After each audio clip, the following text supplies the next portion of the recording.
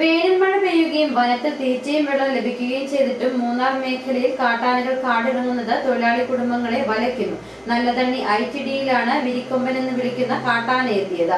ആനപ്രദേശത്ത് കൃഷിനാശം വരുത്തി. കാലവർഷത്തിനൊപ്പം കാട്ടാന ശല്യം കൂടി രൂക്ഷമായാൽ ജീവിതം ദുസ്സഹമാകുമെന്ന് തൊഴിലാളി കുടുംബങ്ങൾ പറയുന്നു.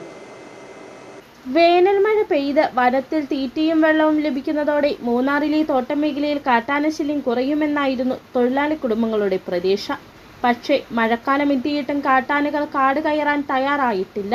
നല്ലതണ്ണി ITDയിലാണ് കഴിഞ്ഞ ദിവസം വിരിക്കൊമ്പൻ എന്ന് വിളിക്കുന്ന കാട്ടാന എത്തിയത്.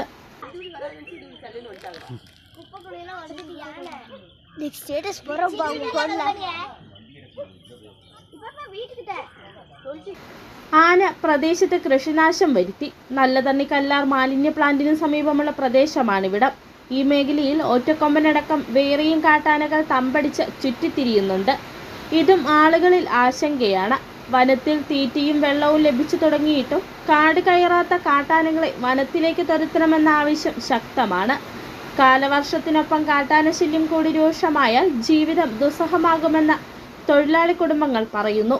കാട്ടാനകൾക്കു പുറമെ പുലിയുടെയും കടുവയുടെയുമെല്ലാം സാന്നിധ്യവും തോട്ടം മേഖലയിൽ കുടുംബങ്ങളുടെ ജീവിതം ദുസ്സഹമാക്കുന്നുണ്ട്.